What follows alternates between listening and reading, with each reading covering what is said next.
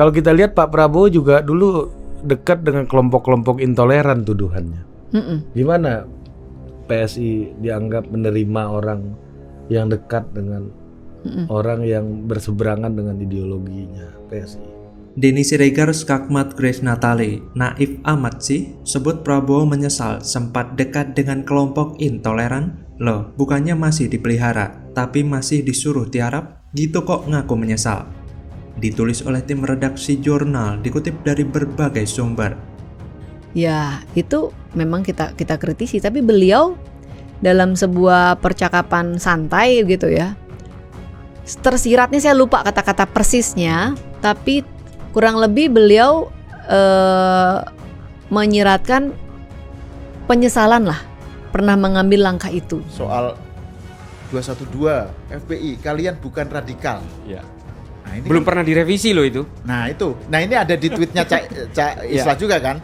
Prabowo belum pernah merevisi, mengoreksi pidatonya itu gitu ya. Halo, kembali lagi dengan saya Endra Caniago di channel Jurnal 45. Wakil Dewan Pembina Partai Solidaritas Indonesia atau PSI Grace Natali membuat keputusan pembelaan yang mengejutkan. Grace mengungkap bahwa Prabowo Subianto menyesal sebab pernah dekat dengan kelompok intoleran. Penyesalan Prabowo Subianto pernah dekat dengan kelompok Islam ini terungkap berawal dari video yang diunggah kanal YouTube Total Politik 13 Agustus 2023 lalu. Dalam video tersebut terlihat Grace Natali sedang menghadiri sebuah acara talk show dengan salah satu topik pembicaraannya adalah soal Prabowo Subianto. Pada awalnya, pembawa acara bertanya kepada mantan Ketua Umum PSI tersebut terkait kedekatan Prabowo dengan kelompok yang disebut intoleran. Kemudian, meski tidak ingat perkataan detail dari Prabowo, Grace Natali mengungkap pada intinya Ketua Umum Gerindra tersebut menyiratkan penyesalan. Namun, pernyataan Grace terkait Prabowo yang dianggap menyesal pernah dekat dengan kelompok intoleran masih menjadi dugaan saja. Jadi menurut hemat Grace, pernyataan Prabowo tersirat sebuah kemungkinan penyesalan pernah bergabung dengan kelompok yang disebut intoleran tersebut. Pernyataan Grace sepertinya naif sekali, terlihat ingin mencitrakan diri Prabowo itu baik, padahal kenyataannya tidak demikian. Hal yang sama juga diungkapkan oleh pegiat media sosial Denny Siregar. Ada beberapa faktor yang membuktikan bahwa Prabowo itu masih dekat dengan kelompok-kelompok intoleran. Pegiat media sosial Denny Siregar pun bahkan menyebut Prabowo Subianto masih memelihara kelompok PA212, HTI, dan FPI karena menurut Denny Siregar tidak mungkin kelompok-kelompok tersebut masih mendukung Anies Baswedan. Sebab Anies itu sudah tidak menguntungkan buat mereka. Selain itu, peluang Anies Baswedan pada Pilpres 2024 mendatang hampir pasti kalah. Jadi jawabannya, kelompok itu ada di bawah Prabowo. Lagian Prabowo tidak ingin kehilangan suara terbesarnya dari kelompok PA212, HTI, dan FPI, sementara tambahan suara dari pendukung Jokowi hanya jadi bonus saja. Jadi sudah pasti Prabowo tetap memelihara kelompok PA212, HTI, dan FPI itu supaya nggak lari ke Anies Baswedan. Hanya saja mereka disuruh tiarap dulu supaya misi memecah belah dan menarik pendukung Jokowi ke barisan mereka bisa dengan mulus terlaksana.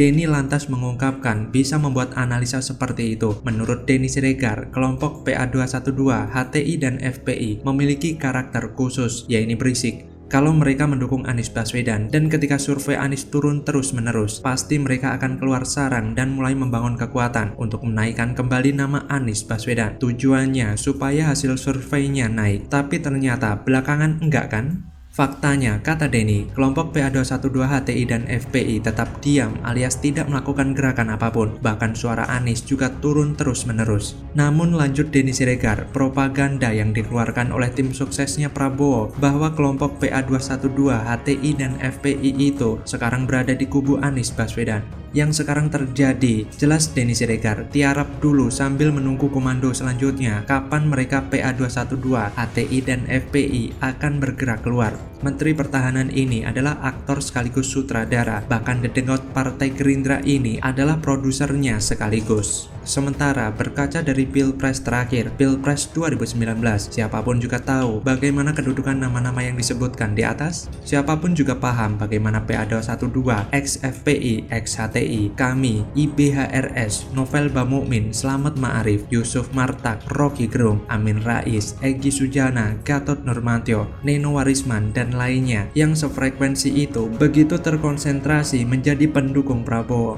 Jadi kabar atau prediksi kelompok itu masih tiarap menunggu perintah Prabowo. Ada benarnya juga. Mending dukung Prabowo yang jelas-jelas seorang bos. Mending dukung Prabowo yang secara pengalaman sudah terbukti lancar ketika bekerja sama, daripada termakan mulut manis Anies, salah-salah malah bisa tombok katok nantinya. Lantas bagaimana kalau menurut Anda?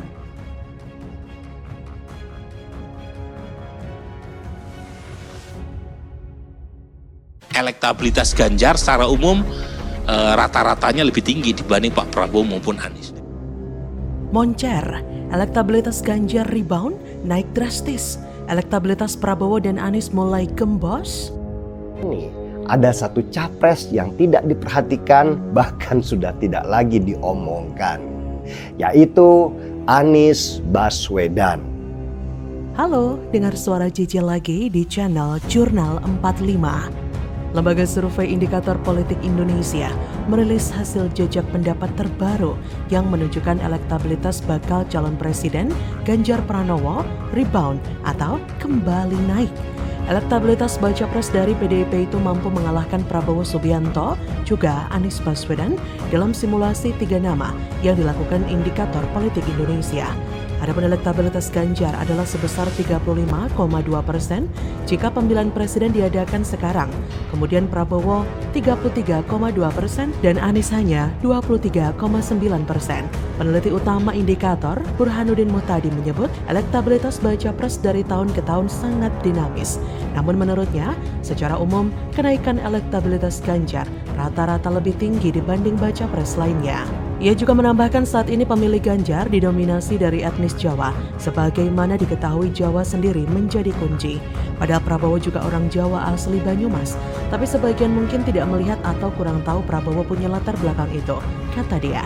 Sebagai informasi, survei ini dilakukan pada 15-21 Juli 2023 dengan populasi survei seluruh warga Indonesia berusia 17 tahun atau lebih atau sudah menikah kriteria pemilih.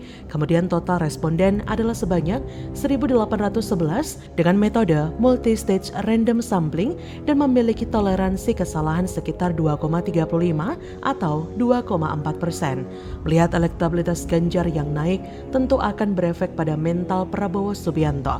Tentu akan membuat ketum Gerindra itu semakin pusing, stres, bahkan tidak mood makan.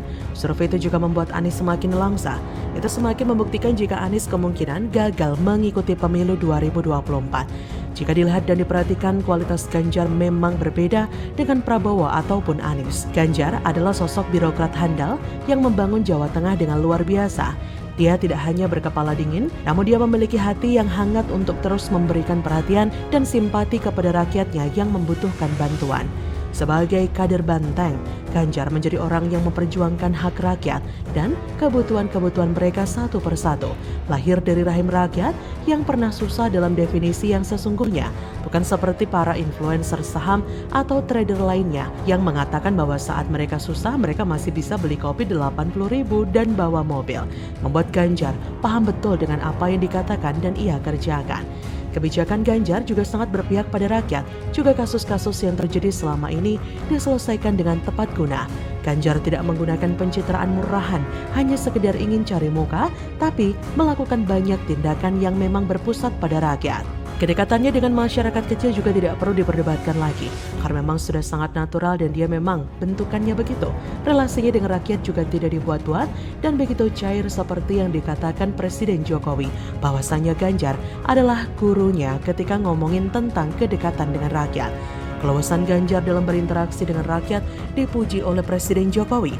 Beliau pun mengatakan bahwa sosok Ganjar sangat menginspirasinya. Ini bukan pengakuan sembarangan, tapi pengakuan yang keluar langsung dari mulut Presiden Joko Widodo, Presiden Indonesia 2 periode. Ganjar tidak banyak berpolitik, melainkan terus fokus membangun negara dan menurunkan angka kemiskinan, sekaligus mensejahterakan rakyat Jawa Tengah. Jawa Tengah adalah Indonesia kecil yang harus dimerdekakan dari kebodohan, juga pembangunan infrastruktur yang lambat. Setiap pembangunan yang dikerjakan saat ini sudah hampir rampung, karena ketika pembangunan infrastruktur sudah berlangsung, selanjutnya adalah pembangunan peradabannya. Jadi wajar jika elektabilitas Ganjar bisa sangat naik menyalip Prabowo dan Anies dengan mengukuhkan posisinya sebagai seseorang yang layak menjadi pemimpin pengganti Jokowi. Bagaimana menurut Anda?